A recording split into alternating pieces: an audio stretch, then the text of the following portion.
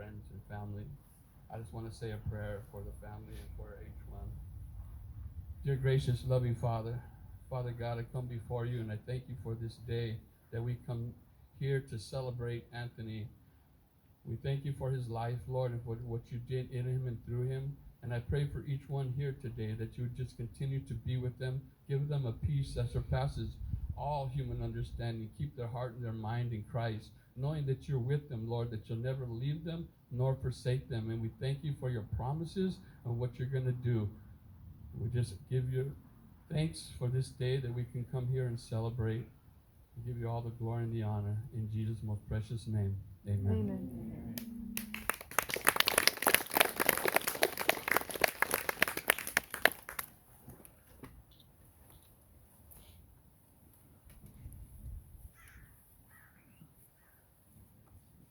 So beautiful.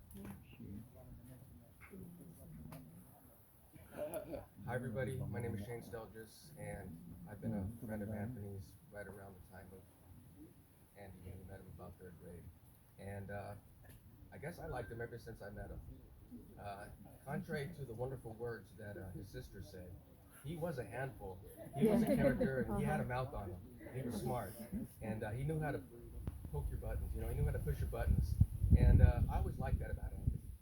But sometimes I just felt I was a little bit of a big brother, because sometimes he'd be rough with the girls, and I'm like, hey, wait a minute, you can't do that, man. And I always felt it was fun, and I always felt I was a little bit of a big brother. And we got into a lot of goofy things.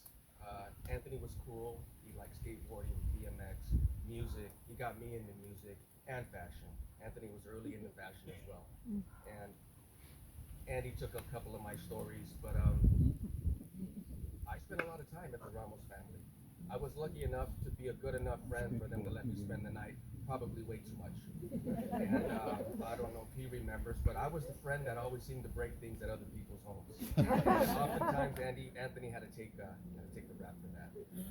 But they were wonderful. We spent a lot of time together. We played stupid games, listened to music, did prank calls. And with Andy, we were kind of like the Three Stooges. Yeah. You know, we did everything together. Skateboarding, going to Orange Avenue, had a paper route. I remember Warriors. collecting money, and would fund the whole day. All three of us would just share everything. And those were some really, really fun memories. Again, Anthony was a character. He did use his sisters as props when he was in the Bruce Lee and Jackie Chan. We all thought we were little ninjas, ordering stars from the back of the martial arts magazines and putting in the back fence.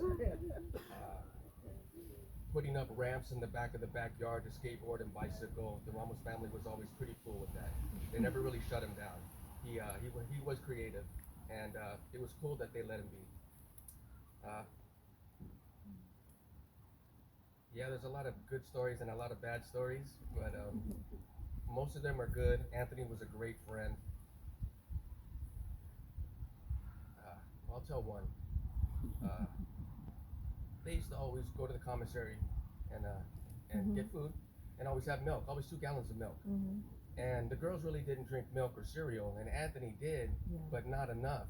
And I was a little bit bigger than Anthony. Anthony was kind of thin at the time before he got tall. And he's like, hey man, my mom wants you to come over, dude. I go, what do you mean? Why?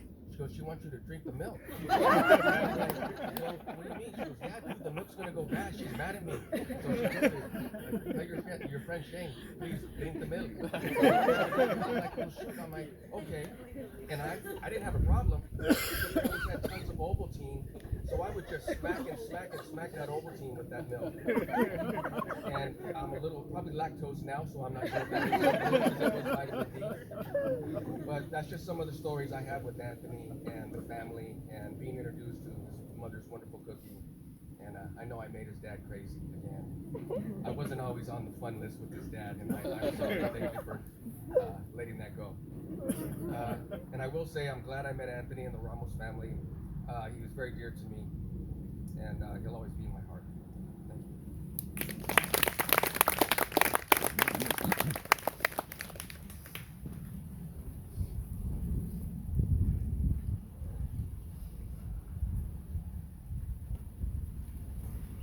Hello, my name is Ingrid Sexteo.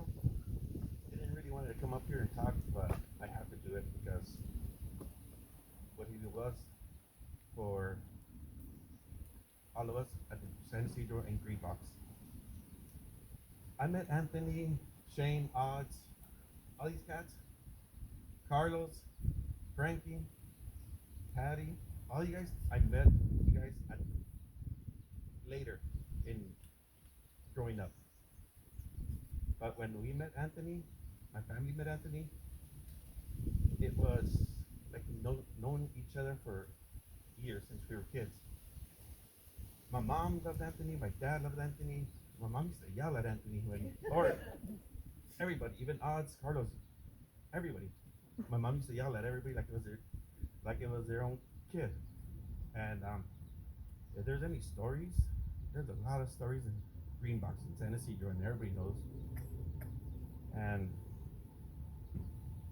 that was his second home, and it was the second home for everybody around here. He used to just show up in the middle of the night. You could show up at early in the mornings. You could pass out in the garage or in the grass. The parties we had, it was crazy, but it was with, how do you say? My mom would take care of everybody, make sure everybody was fine, make sure everybody was good. And I remember Anthony used to always had when he had his little first car. "You stupid dude, give me $1 for gas." So every time we would go somewhere in this Torres or anything like that, always, "You stupid dude, before you didn't give me $1 for gas." And yeah, he loved music. That's how I met him. I didn't meet him in skateboard days. I didn't meet him in the BMX. I met him through the music. And man, so much music went into the house. So much people went into the house. And none of our neighbors complained. Nobody complained that music was going on almost every single day till 10 or midnight. And then after band practice, everybody would show up, drink some beers, and be safe. And I met him through Daniel and Jerry. And they introduced me to taquitos. Those taquitos, that was their spot. That was his spot. And I guess he will be missed. He is missed by a lot of us. And I don't know. That's all I can say. Thank you. God bless you guys.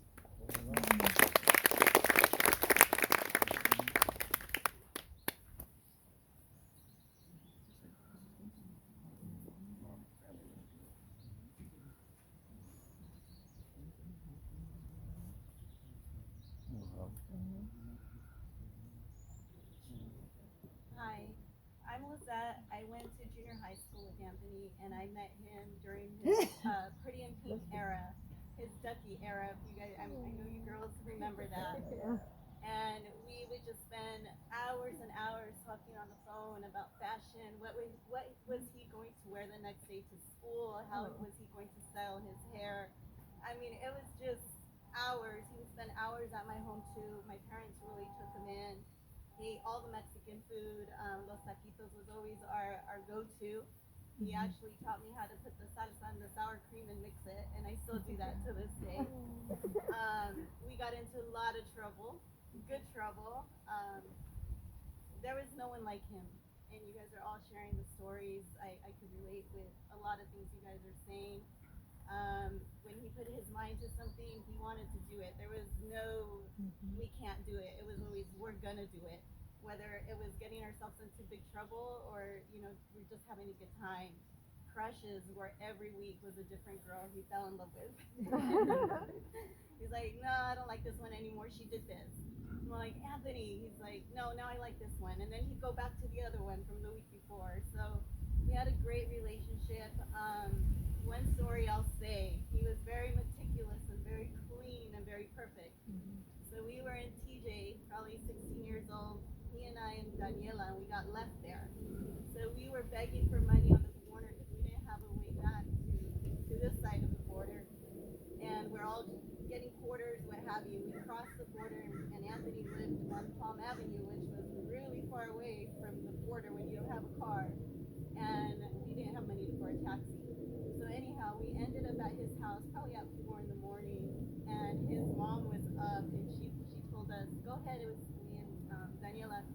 ahead and sleep in his room. And he's like, no, you guys are dirty. You can't get my sheets dirty. Come on, we're tired. We need to sleep. So we did sleep in his room. We made his bed when we left because he was sleeping in the living room. But he will forever be in my heart. I'm devastated what happened to him. He's gone too soon. But he will be missed. And thank you, girls. And my condolences to both of his parents.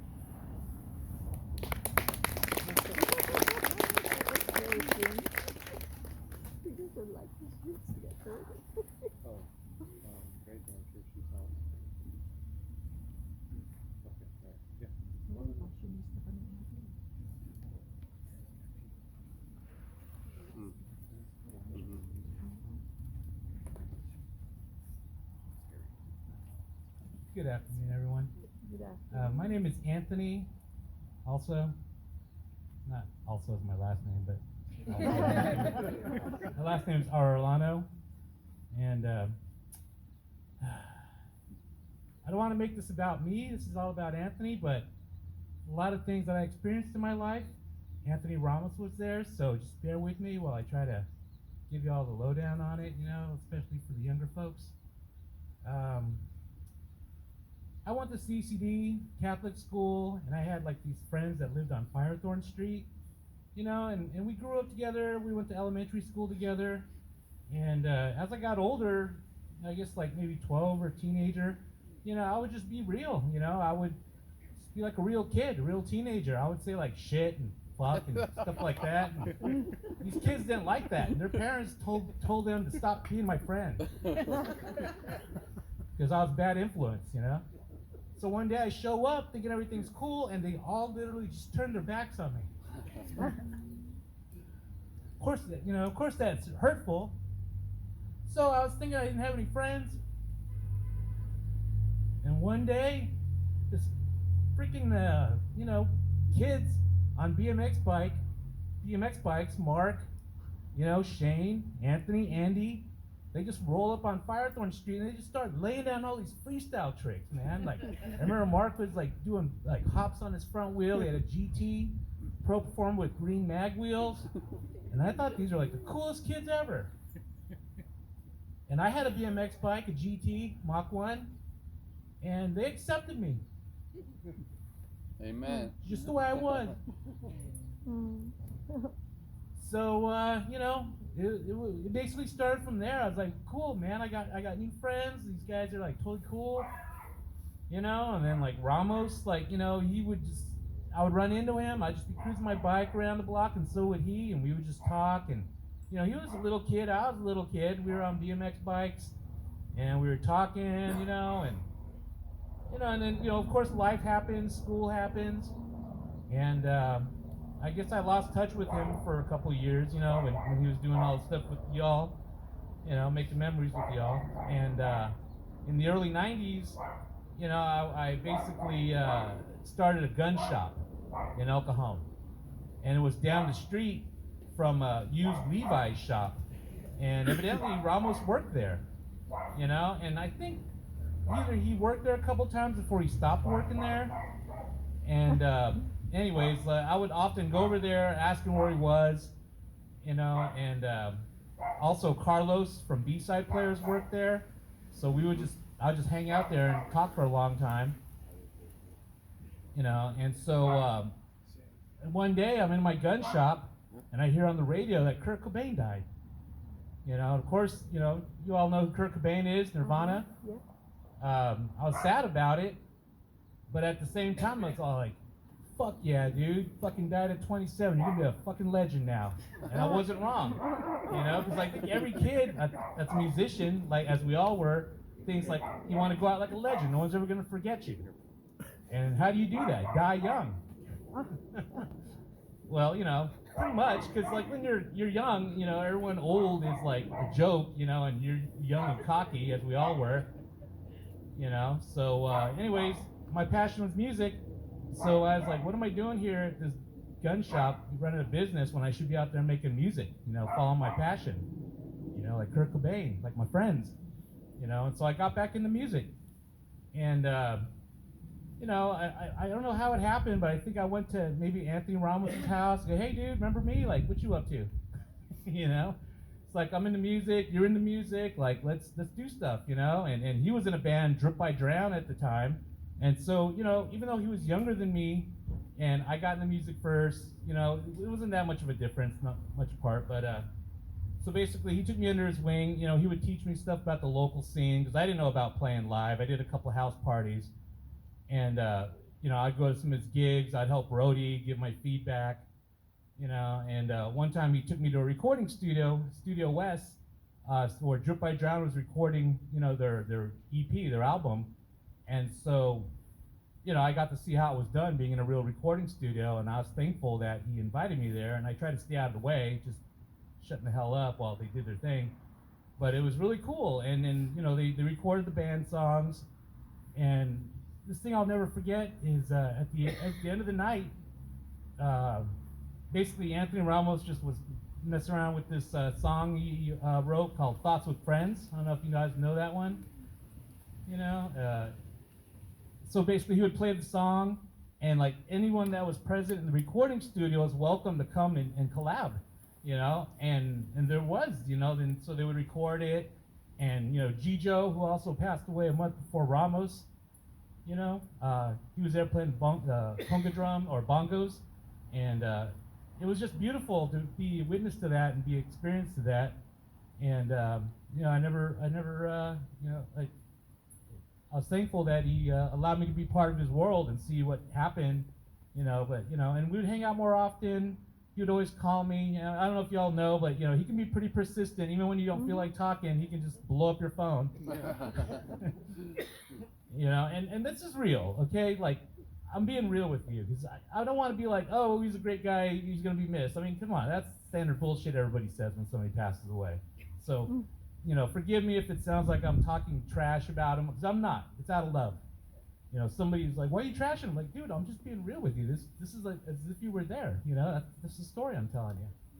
And so, anyways, so we were pretty dysfunctional. We would hang out, cruise around, talk as we all were, and I'd always say, like, if this was Interview with the Vampire, he'd be Lestat and I'd be Louis, just be we kind of had that chemistry, and we didn't really collaborate on music that much, but we both loved our music, and we would discuss it, and I totally miss those days. I mean, in the days of today, social media, we don't do that as much, right? We don't hang out, just play records, listen to music, talk about it, discuss, debate, whatever. Everything's like on your phone, right? I mean, that's cool, I guess, but I think it was cooler back then as well. And Mark, I remember you basically like showed me the first chat rooms. I came over to Mark's house a long time ago, and he's yelling on his phone.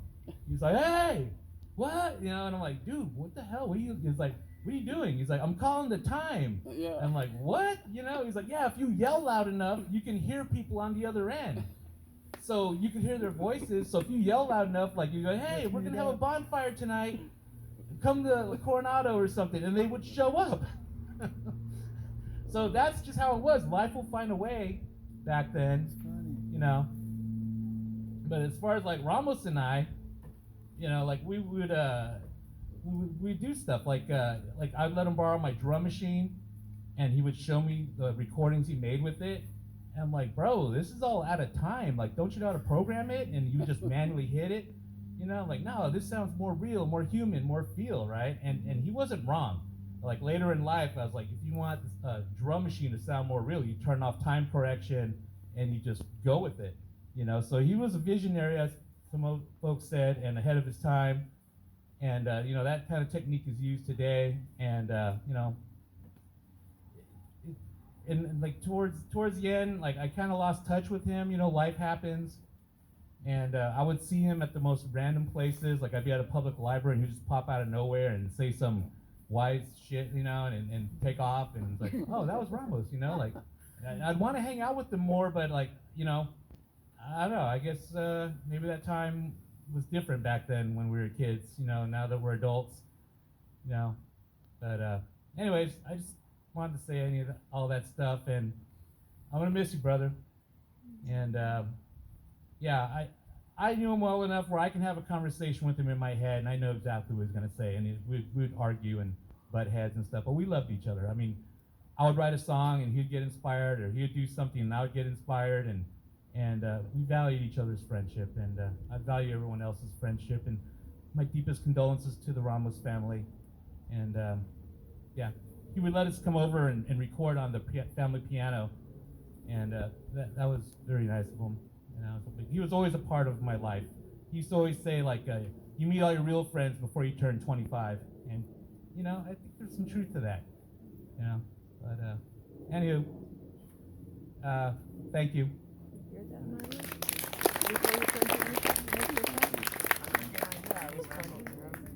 PJ. Because he wore his dad's military jacket. Ramos on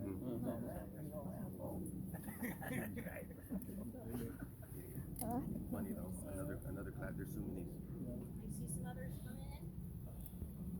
So Judy. we'll still leave this open if you're comfortable. If not, I know lunch is served pretty soon. Your son wants After lunch is served now. Joseph. Judy.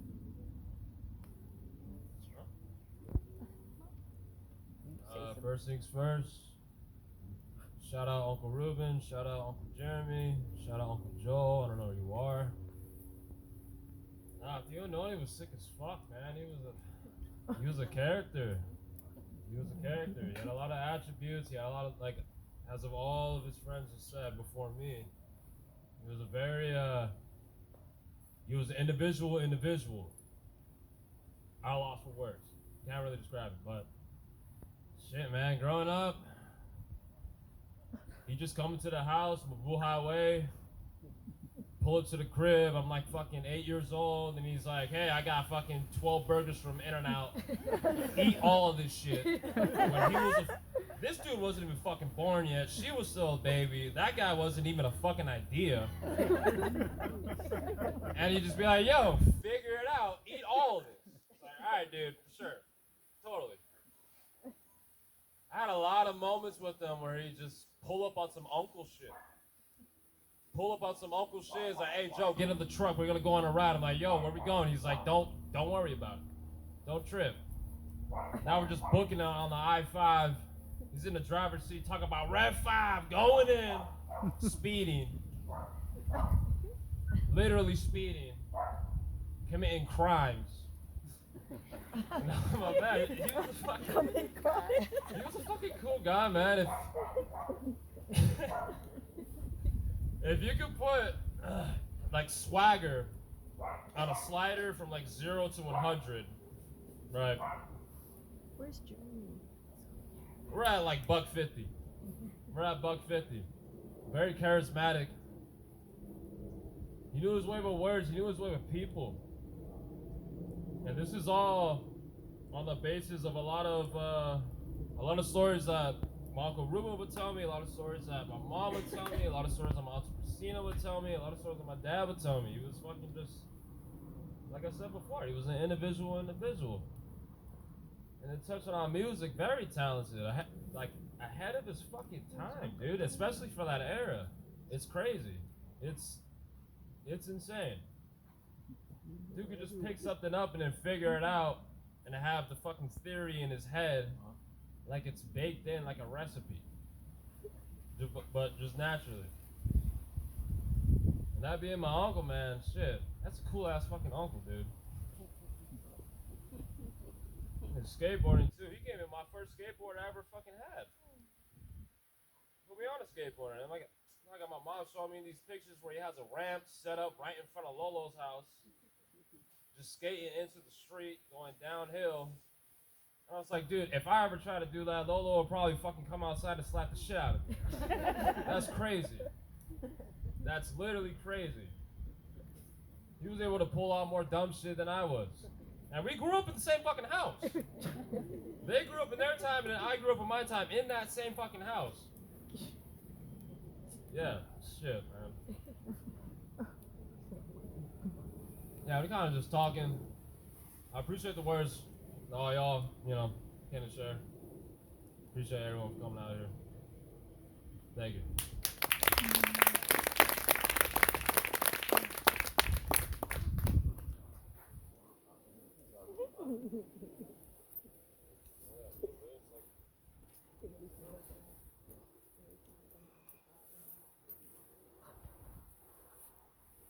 everyone.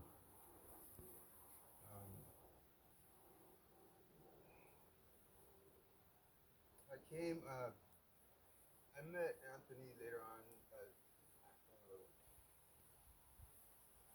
Sorry, I mean, my voice is a little shaky. I just found out about.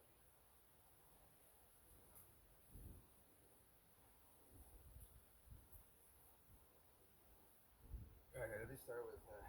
Remember the first time I saw albino polywater?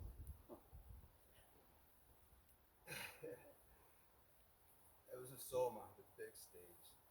I remember. I don't know what I was doing there. I don't remember who I went to see, but I remember looking at the stage and going,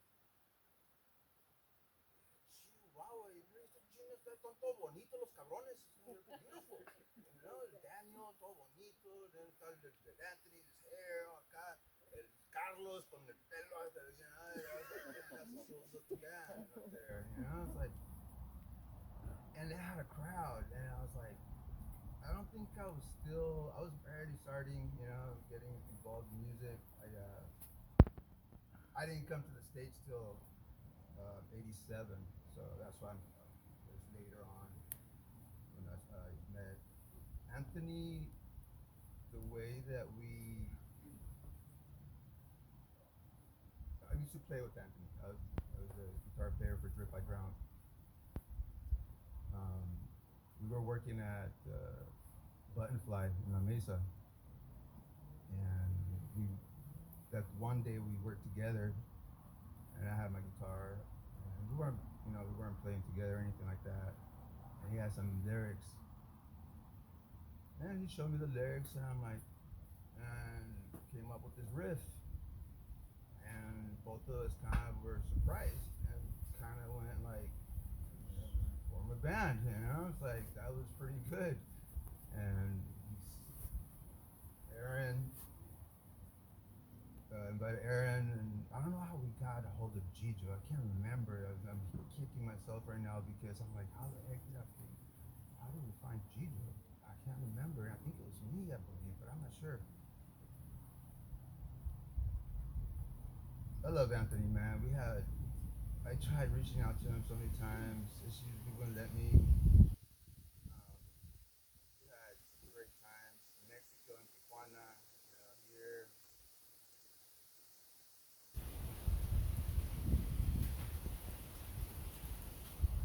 I met him.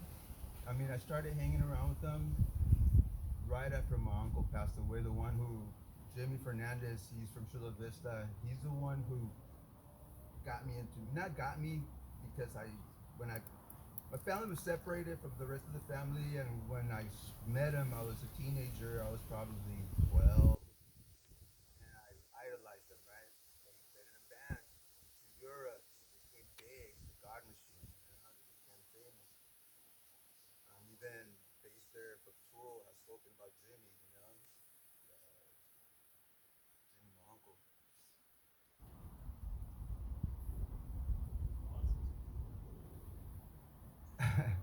I feel so good, like to see these guys to me, they're like, era un paisita de Tijuana, ¿no? Yo llegué aquí, no podía hablar ni español ni inglés todavía, si no aprendí el español, no terminé el inglés. It was hard for me to communicate, and not only that, being, slightly retarded, I was a loner. I was one of those kids that didn't, I wasn't one of the cool kids. Kids laughed at me because I was trying to be like them in high school, but I didn't know anything about like the fashion. Unlike Anthony, right? About fashion, all that all came. I'm 53 and I'm barely starting, but when Anthony, Aaron, Gijo, we got together, it was something very, very special. Unfortunately, during that time, I didn't. Later on, I found out that I'm autistic, right? So things sometimes don't register very well.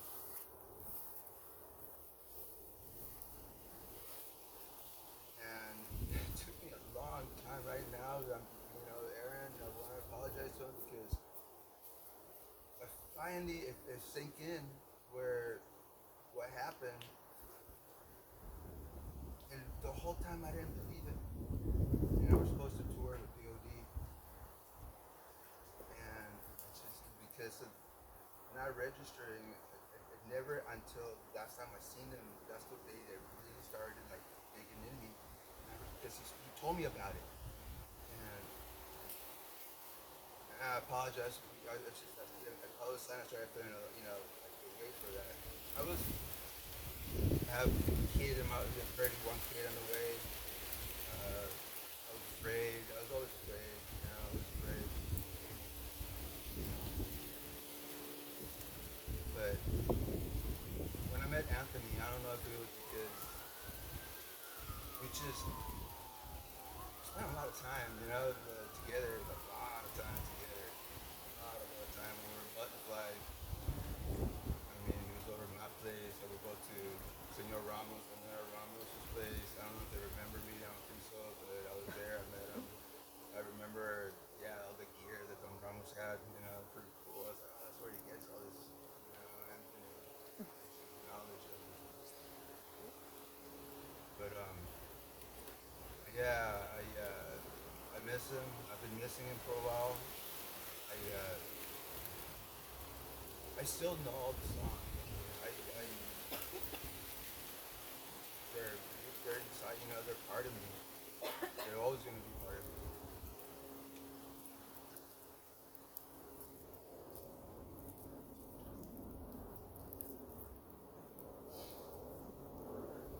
Anthony and Gigi, I think they were having some problems, and I don't think they were talking to each other. But both of us left at the same time, literally. Like a month difference.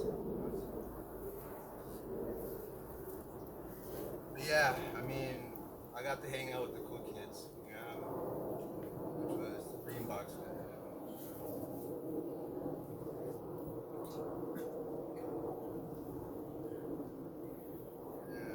Something it's defined who I am to this day. Anthony, Aaron, Gijo, even Carlos. I also played in Extra 58 and with Carlos started B-side players, so I